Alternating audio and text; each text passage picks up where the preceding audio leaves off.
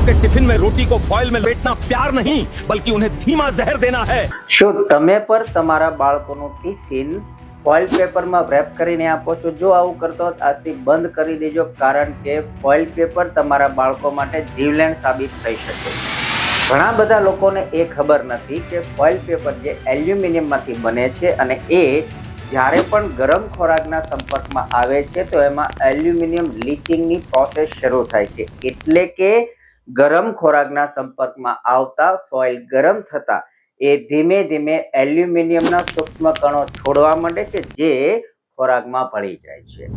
આ એલ્યુમિનિયમના કણો આપણા શરીરમાં જવાથી આપણું નર્વસ સિસ્ટમ, પાચન તંત્ર, હાડકાને રિલેટેડ અથવા તો લાંબા ગાળે કેન્સર જેવી ભયંકર બીમારીઓ પણ સર્જે છે.